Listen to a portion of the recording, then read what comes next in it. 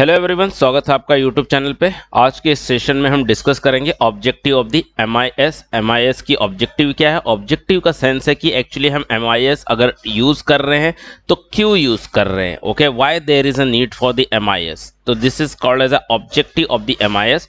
तो पहली जो ऑब्जेक्टिव है that is the data capturing. Data capturing क्या हो गया, जैसे कि आपके पास कोई डेटा है तो वो डेटा आप अपने एमआईएस सॉफ्टवेयर या आप अपने सिस्टम में किस तरह से लोगे। तो आपके पास जो एमआईएस है उसके पास क्या होती है, डेटा कैप्चरिंग फैसिलिटीज होती है। वो एक्सेल फाइल इंपोर्ट कर सकता है या डेटा एंट्री करके आप वहां पर डेटा इंसर्ट कर सकते हो। तो एमआईएस का जो पहला और प्राइम ऑब्जेक्टिव ये है कि एमआईएस को स्पेशली डिजाइन इस तरह इसलिए किया गया ताकि वो डेटा कैप्चर कर सके, और जब तक डेटा कैप्चर नहीं होगा तब तक आप प्रोसेसिंग नहीं कर सकोगे। तो सबसे पहला क्या ऑब्जेक्टिव है, डेटा कैप्चरिंग है। तो इट कैप्चर्स द कॉन्टेक्चुअल और operational data that contribute in the decision making via information.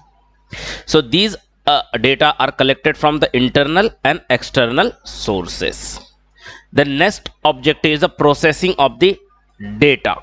तो कैप्चर डेटा जो से हमने देखा पहली ऑब्जेक्टिव थी उसके अकॉर्डिंगली या जिस मैकेनिज्म और प्रोसीजर के अकॉर्डिंग डेटा को कैप्चर्ड किया जाएगा, capture data is processed into information needed for planning, organising, coordination, direction and the controlling functionality at each level मतलब strategic level, operational level, इन सारे लेवल पे क्या करना है, डायरेक्शन, कंट्रोलिंग और कोऑर्डिनेशन। अगर हम इन शॉर्ट बात करें तो ये क्या होती है, मैनेजमेंट। ओके, तो जो प्रोसेस्ड डेटा है उसके थ्रू क्या करने के लिए, मैनेजमेंट के लिए हम इंफॉर्मेशन, जो भी डेटा हमने रिट्राई की है, कैप्चर की है, उसको प्रोसेस करके जो भी इंफॉर्मेशन जनरेट हो रही है उस इंफॉर्मेशन का यूज हम किस लिए करते हैं, मैनेजमेंट के लिए करते हैं। तो डेटा प्रोसेसिंग क्या इंक्लूड करता है या डेटा प्रोसेसिंग होता क्या एक्चुअली। तो data processing includes calculations, storage,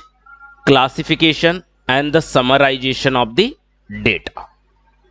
अब बात करते हैं इंफॉर्मेशन रिट्रीवल। इंफॉर्मेशन रिट्रीवल मतलब क्या होता है, जो कुछ भी आपने डेटा कैप्चर किया, कैप्चर करने के बाद उसे प्रोसेस किया, अब प्रोसेस करके आपने उस डेटा को स्टोर कर रखा है। तो डेटा स्टोर क्यों कर रखे हैं, क्योंकि जब जरूरत पड़े तब डेटा को क्या किया जाए, यूज किया जा सके। तो डेटा को जब आपको जरूरत पड़ रहे हैं आप उस डेटा को रिट्रीव करते हो। ओके, मतलब अपने यूज के लिए क्या करते हो, उसे रिट्राइव करते हो डेटाबेस में से। इसी को क्या कहते हैं, इंफॉर्मेशन रिट्रीवल। तो user can retrieve the data और the information from the storage as and when required through procedure.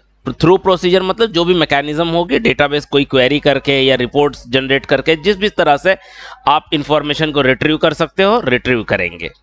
Then information propagation. Propagation मतलब फैलाना। ओके, स्प्रेड करना मतलब एक पार्टी से दूसरे पार्टी तक या एक डिपार्टमेंट से दूसरे डिपार्टमेंट तक सेंड करना। तो इंफॉर्मेशन और द फिनिश्ड प्रोडक्ट, इंफॉर्मेशन जो आपने प्रोसेस किया, फिनिश प्रोडक्ट मतलब आप बात कर लो किसी भी रिपोर्ट की जो आपकी एमआईएस ने जनरेट किया हुआ है। तो reports that is the finish product of the MIS should be circulated to its user using organisational network. तो ये थी ऑब्जेक्टिव किसकी, एमआईएस की। अब बात करते हैं एमआईएस की कैरेक्टरिस्टिक्स की। एमआईएस की कैरेक्टरिस्टिक्स का सेंस क्या होता है कि जब आप एक एमआईएस डिजाइन कर रहे हो तो उस एमआईएस में कौन से फीचर होने चाहिए, वो एमआईएस कैसा होना चाहिए। This question is dealt by the characteristics of the MIS. तो एमआईएस की कैरेक्टरिस्टिक्स क्या हुई, यहाँ पिक्चर्स के थ्रू दिखाया गया है। सिस्टम अप्रोच होना चाहिए, मैनेजमेंट ओरिएंटेड होना चाहिए, नीड बेस्ड होना चाहिए, एक्सेप्शन बेस्ड होना चाहिए, future oriented, integrated, long term planning और सब सिस्टम कंसेप्ट होनी चाहिए। इन सभी चीजों को एक एक करके डिस्कस करते हैं। सिस्टम अप्रोच क्या होता है, the system approach implies the complete approach to study of the system and its performance in the light for the objective for which it has been constituted. आपने जिस ऑब्जेक्टिव के साथ MIS को बनाया है, आपको सबसे पहले ये बात इंश्योर करनी है कि आपका एमआईएस वो सभी फंक्शंस को परफॉर्म कर रहा है कि नहीं कर रहा है। This is the system approach. Then management oriented. Management oriented, the top down approach must be follow while designing the MIS. जब भी आप MIS बना रहे हैं, MIS की कैरेक्टरिस्टिक्स में आपका MIS यहाँ पर एक्चुअली ये ऑब्जेक्टिव आ गया है, एक्चुअली ये टाइटल रॉन्ग हो गई है, इस टाइटल को करेक्ट कर लीजिएगा, कैरेक्टरिस्टिक्स है ये सभी, ओके, क्योंकि डुप्लीकेशन की वजह से ये स्लाइड डुप्लीकेट करने की वजह से शायद ये करेक्शन करना भूल गया मैं। तो टॉप डाउन अप्रोच फॉलो होनी चाहिए जब भी आप MIS डिजाइन करें। अब टॉप डाउन अप्रोच क्या होता है, अगर मैनेजमेंट की अगर आप लेवल्स देखेंगे तो ये होता है टॉप पे जहां पर CEOs और MDs होते हैं, और यहां पर बॉटम लेवल होता है जहां पर आपके एक्चुअल लेबर्स होते हैं। तो ये जो टॉप डाउन अप्रोच इसको बोलते हैं, टॉप से जो भी डायरेक्शंस आते हैं वो बॉटम तक फॉलो होना, इसी को बोलते हैं टॉप डाउन अप्रोच। तो top down approach must be follow. The top down approach advises the system development, मतलब यहाँ पर CEOs, MDs या जो सीनियर मैनेजर होते हैं वो कुछ एडवाइसेस देते हैं, और वही एडवाइसेस क्या होती है आपके सॉफ्टवेयर में होनी चाहिए। तो advises that system development start from the determination of the management need and overall the business objective. Then need based मतलब जरूरत के हिसाब से। तो MIS design and development should be as per the information need of the managers at different level. Different level कौन सी, strategic planning level, management control level and operational control level, या and operation and control level. तो इस हिसाब से आपकी need based information generation होनी चाहिए, मतलब आपका MIS कैपेबल हो आपकी ज़रूरतों को पूरा करने के लिए। देन एक्सेप्शन बेस्ड, तो जब भी आप एक्सेप्शन क्या होता है, एक्सेप्शन मतलब कोई ऐसी सिचुएशन जो रूटीन ना हो, ओके, जो हम एक्सपेक्ट ना करते हो। तो MIS should be develop on the exception based reporting principle, which means abnormal situation. Abnormal situation के लिए भी आपका MIS डिजाइंड होना चाहिए। कभी कई ऐसे डेटा और इंफॉर्मेशन होते हैं जो हमें हमेशा जरूरत नहीं पड़ते, ओके, पर क्या होता है कई ऐसे सिचुएशन होते हैं जब ऐसे डेटा की हमें जरूरत पड़ती है, तो आपका जो MIS should be capable of producing such reports also.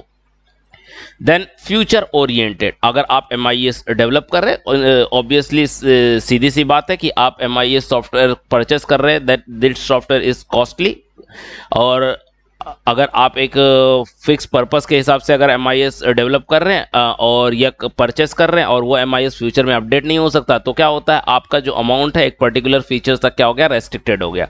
तो जब आप MIS डेवलप कर रहे हैं, this MIS should have capability of upgradation also, okay, future perspective सोच के MIS परचेस करें। या MIS में फ्यूचर पर्सपेक्टिव के हिसाब से चीज़ें भी होनी चाहिए कि अगर फ्यूचर में अगर कुछ चीज़ें हो तो मैं उसे क्या करूं, अपग्रेड कर सकूं। The MIS should also look at the future. In other word, MIS should not merely provide the past और historical information, rather it should provide the information based on the projection based on which action may be initiated. Then integrated is a necessary characteristics of the MIS. Integration is significant because ability to produce more meaningful information. Integrate एकदम simple सी बात समझ लीजिए, जैसे हर एक department है, okay, हर एक department की information को एक प्लेस पे क्या करना, इकट्ठा करना, ओके, ये आपके MIS में कैरेक्टरिस्टिक्स होनी चाहिए। देन लॉन्ग टर्म प्लानिंग के हिसाब से भी आपके पास MIS होना चाहिए कि आप MIS जो आज परचेज कर रहे हो, this should have a long term scope also. तो MIS develop over relatively long period. Such system do not develop overnight. A heavy element of the planning is involved. The MIS designer must have future objective and the needs of the company in the mind. The next is a subsystem concept. Subsystem concept आगे detail में भी हम जो major functional parts हैं उसमें दिखने वाले हैं। तो सबसिस्टम कॉन्सेप्ट क्या होता है, MIS development is quite complex and one is likely to lose insight frequently, मतलब कोई भी एक डेवलपमेंट में सारी चीजें भूल सकता है, तो इसलिए क्या कर रहे हैं, सब सिस्टम हम बनाते हैं। तो thus the system though viewed as a single entity must be broken down in digestible subsystem। जैसे HR के लिए क्या होगा, तो human resource information system, finance के लिए अलग मॉड्यूल, मार्केटिंग के लिए अलग मॉड्यूल। तो इस तरह से छोटे छोटे मॉड्यूल बनाए जाते हैं और सभी मॉड्यूल्स को क्या किया जाता है, इंटीग्रेट किया जाता है। तो जिससे हमारा क्या होता है, टोटल MIS बनता है। और ये जो छोटे छोटे मॉड्यूल्स होते हैं इन्हें क्या कहते हैं, सब सिस्टम्स कहते हैं, which are more meaningful at the planning stages. तो ये थी कैरेक्टरिस्टिक्स। और एक जो लास्ट कैरेक्टरिस्टिक्स है, that is the central database. तो a central database is motor that hold the functional system together. Each system acquires the access to master file of the data. Master file मतलब central database, एक place होता है जहां पर सारा data और सारे इंफॉर्मेशंस क्या है स्टोर्ड है। Master file of data covering inventory, personal, vendor, customer. Okay, it seems logical to gather the data once, validate it properly and place it one central storage media which can be accessed by the other subsystem। तो बाकी subsystem उस data को access करके उनकी जो भी requirement है उसको फुलफिल कर सकते हैं। तो आपके MIS में एक सेंट्रल डेटाबेस भी होना चाहिए जहां पर डेटा स्टोर होनी चाहिए। कोई भी पर्सन, कोई भी डिपार्टमेंट का पर्सन उस डेटा को क्या कर सके, एक्सेस कर सकते, प्रोवाइडेड दैट उसको एक्सेस अथॉरिटी प्रोवाइडेड है। So that's all about the objective and the characteristics of the MIS। अगर वीडियो अच्छी लगी है तो लाइक करें, अपने दोस्तों के साथ शेयर करें, चैनल को सब्सक्राइब नहीं किया है तो सब्सक्राइब कर लें। Thank you.